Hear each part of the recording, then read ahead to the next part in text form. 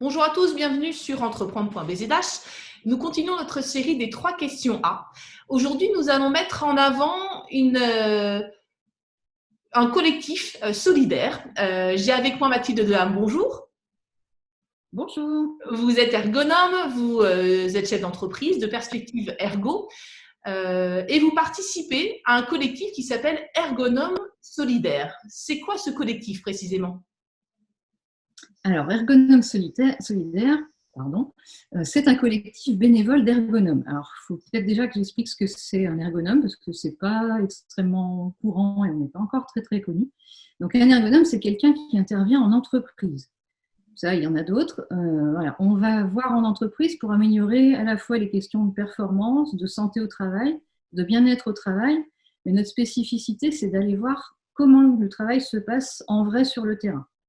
On n'est pas là pour faire qu'il se passe de telle ou telle façon sur un mode normatif. On est plus là pour être en mode respect de comment ça marche maintenant, qu'est-ce qui se passe maintenant et comment ça se fait que ça se passe de cette façon-là. Donc, on aide l'entreprise en fait à faire le lien entre ce qu'on observe en vrai jusqu'à un niveau dont elle n'a pas toujours connaissance et justement quel lien on peut faire avec toutes les questions d'organisation, de management, de moyens. Voilà, très largement tout ce que l'entreprise peut réguler ou pas et qui fait que le travail se passe de cette façon-là ou non. Et du coup, on peut à partir de ça prendre beaucoup plus de recul.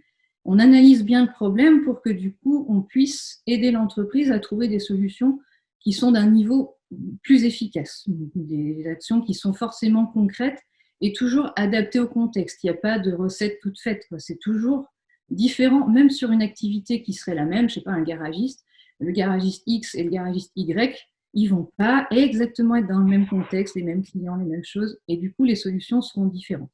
Voilà, donc ça, c'est juste pour resituer l'ergonomie. Et du coup, là, le collectif, l'idée, c'est de se dire, voilà, là, on est dans une phase de crise où tout le monde est un peu à chercher comment s'organiser, qu'est-ce qui se passe, où est-ce qu'on va, voilà, dans quel sens on fonctionne.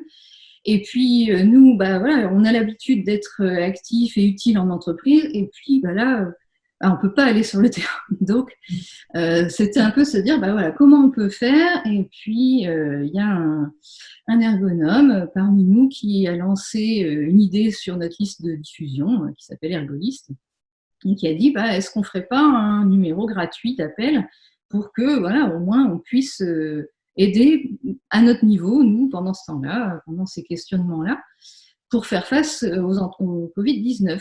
Comment s'organiser, qu'est-ce qu'on peut faire. Voilà. Et quels sont les sujets sur lesquels vous pouvez justement intervenir ? Comment est-ce que vous pouvez aider concrètement aujourd'hui les entreprises qui vous appellent ? Alors, effectivement, là, on ne peut pas aller sur le terrain, mais avec notre habitude de questionnement et de vision du travail, on peut aider les personnes qui nous appellent à prendre quand même ce recul et à, du coup, les aider à répondre un peu à leurs questionnements, à identifier peut-être d'autres pistes qu'elles n'avaient pas vues. Donc, ça peut être, tout le monde peut nous appeler. Ça peut être des salariés, ça peut être des managers, ça peut être des responsables d'entreprise. Voilà, tout le monde peut avoir des questions en ce moment sur comment on s'organise. Et donc, ça peut être largement sur des questions d'organisation, de management, de comment on gère les collectifs de travail, quel sens on trouve au travail en ce moment, ou des moyens techniques. Enfin, voilà, c'est assez varié. Et donc, principalement, je pense qu'il y a 2 grands axes de questionnement.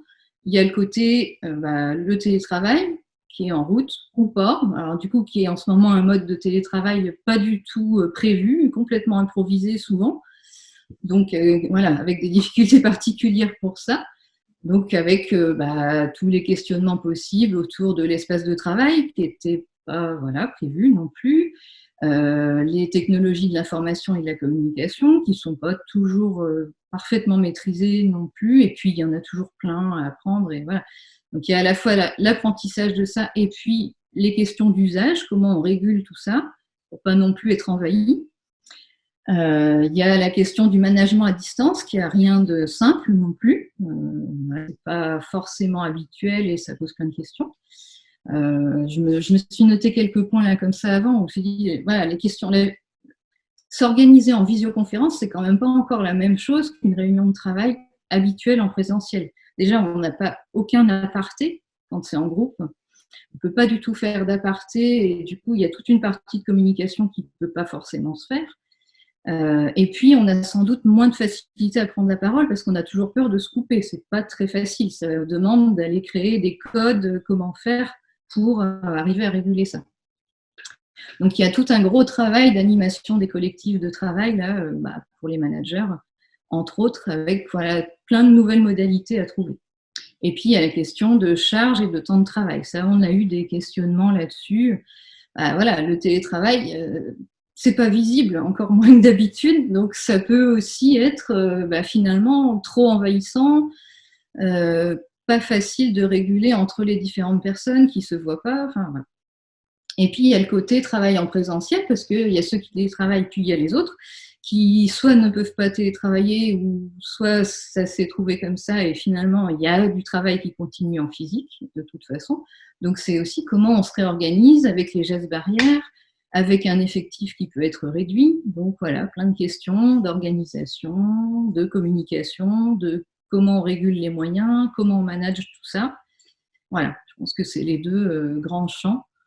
Et voilà, et nous, ce qu'on dit, c'est voilà, restez pas isolés avec vos questions. Il vaut mieux, de toute façon, le travail, ça va mieux quand on en parle déjà. Et voilà, on peut aider à travers cette écoute-là à décoincer ou faire réfléchir autrement. Voilà. Dans ce contexte et avec les contacts que vous avez pu avoir de managers ou de chefs d'entreprise, est-ce que vous avez la sensation qu'il va y avoir une nouvelle organisation de travail à l'issue de ce confinement? Est-ce que cette crise sanitaire et économique va amener une autre manière de repenser l'organisation de travail dans les entreprises? Alors, il y a pas mal de questionnements là-dessus. Alors, bon, c'est vrai que voilà, on n'a pas forcément une vision à venir beaucoup plus claire que tout le monde là-dessus, hein, forcément. Mais c'est vrai qu'on se dit, voilà, surtout avec l'annonce d'hier soir, qu'il y a une reprise progressive et pas forcément d'un confinement qui s'arrête net et hop, on reprend comme avant. Ça reprendra effectivement sans doute pas exactement comme avant. Comment, on ne sait pas plus que les autres. Mais c'est sûr que ça posera sans doute des questions de comment on s'organise justement maintenant. Enfin, en tout cas, dans ce futur proche, comment ça va fonctionner avec une espèce de mix entre le confinement et l'activité d'avant. Voilà, peut-être des activités qui vont se réorganiser, changer, peut-être. Enfin, voilà, j'ai vu pas mal de questionnements aussi sur, voilà, est-ce que l'économie ne va pas changer aussi radicalement? Est-ce qu'il y a des tas de choses à voir là-dessus aussi? C'est peut-être le moment en même temps. Et voilà, comment on repense tout ça? Enfin, oui, je pense qu'il y a du travail là-dessus à venir. Merci beaucoup, Mathilde.